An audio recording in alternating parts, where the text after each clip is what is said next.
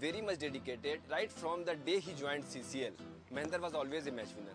Whenever Mahendra played a good innings, we used to win matches. I was a teacher, I was watching from the outside. I saw that now this is the time he'll either within a year or two he'll come as an Indian team. What K.R. Banerjee didn't realize was how prophetic his words would turn out to be.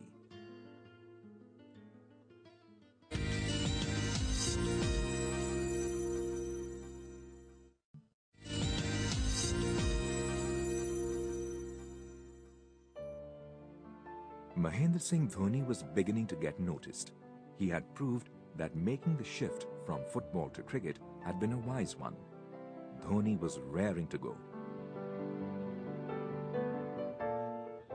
All he needed now was some top-notch equipment. And this is where his friend and Prime Sports owner helped. मैं बास company में गया था, वहाँ बैठा था तो मैं अंकल सोमी अंकल थे, जो प्रोप्राइटर हैं उनके वहाँ पे, तो वो सकलेर मुस्ताक और मोइन खान वो किट भेज रहे थे। मैं बोला अंकल ये क्या कर रहे हो?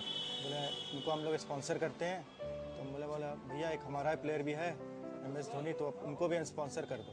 फिर फर्स्ट रणजी मैच यहाँ पर खेलने मैकॉन ग्राउंड में खेलना था उसको, तो बास कंपनी ने पूरा किट भेजा था। With a sparkling new sponsorship in hand, Dhoni was now a lot more confident, and it showed in his game. In this Mekong ground, I have seen the match against Karnataka, where he has not done century for 4 runs only, because he was out in 96. The way he was playing, I thought that this is the time to come to the Indian team.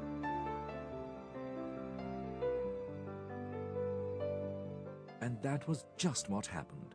In 2004, Mahendra Singh Dhoni's name got picked for the Indian team touring Bangladesh.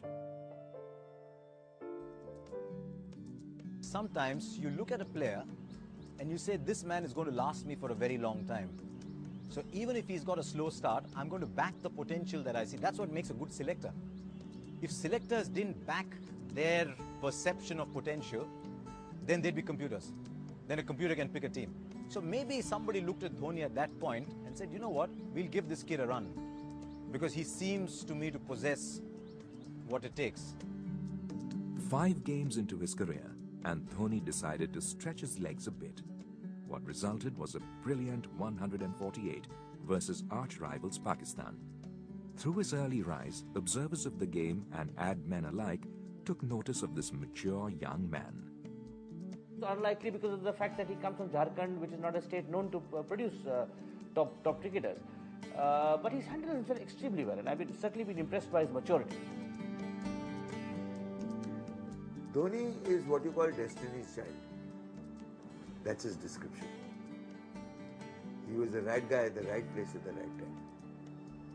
And everything fell into place for him. Dhoni sure was at the right place at the right time. Post his 148, Dhoni's career soared. His reputation of being a hard-hitting batsman, along with being a wicketkeeper, grew exponentially. I don't think Dhoni makes any pretense at being pretty. But this game is not necessarily about being pretty. I mean, a Lakshman can be pretty, he scores runs, but a Dhoni can be brutal and he scores runs as well. But what is staggering is the growth that Dhoni has made as a batsman, from the brutal hitter, a one-dimensional batsman, to the many dimensions that he now possesses as a batsman.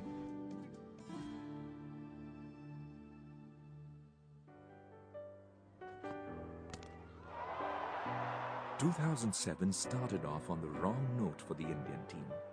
The World Cup was one of the worst ever for India. That's the end of the great Sachin Tendulkar.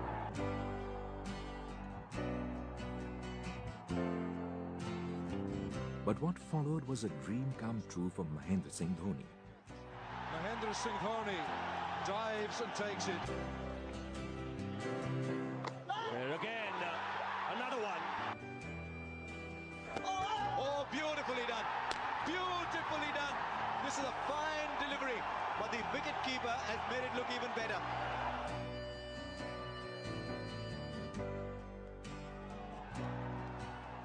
Keeping his maturity and playing style in mind, selectors were convinced that it was time for Dhoni to take over the captaincy of the Indian team prior to the 2020 World Cup in 2007.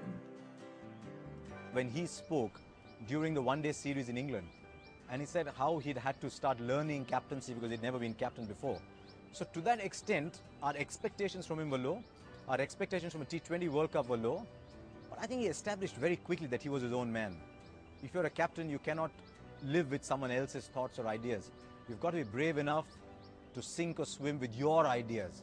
And I think the one good thing about Dhoni that I've seen over the years is he's his own man.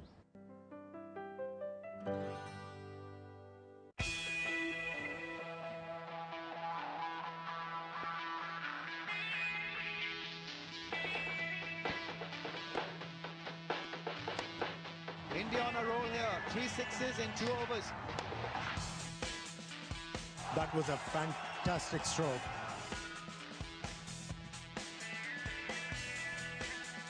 Unprecedented scenes here. Could have gone either way.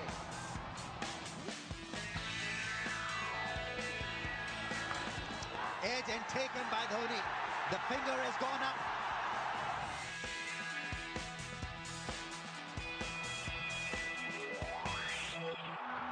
In the air, Srishant takes it! India win! With a dream start to his captain's run behind him, Dhoni knew that he has set the bar quite high for himself. But he seemed to have it all worked out. I think Baji was not 100% sure, he was not getting the Yorkers right. So I felt, instead of giving a bowler who was not 100% sure, I should give a bowler who wants to do well at the international level. Even if we would have lost the match, it doesn't matter to me.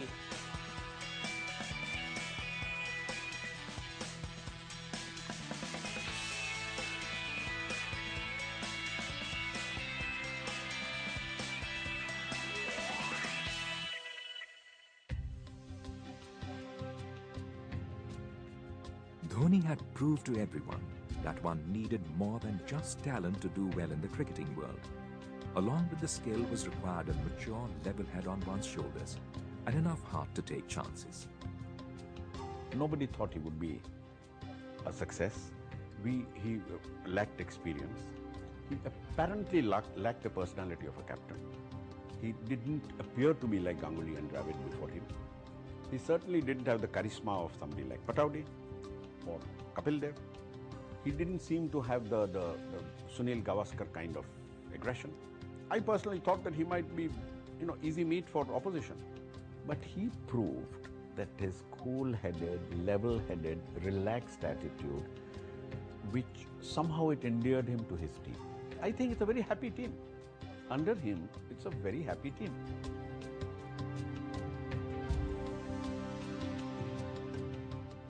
With a T20 and ODI captaincy under his belt, Dhoni is now only left with a Test captaincy to take over.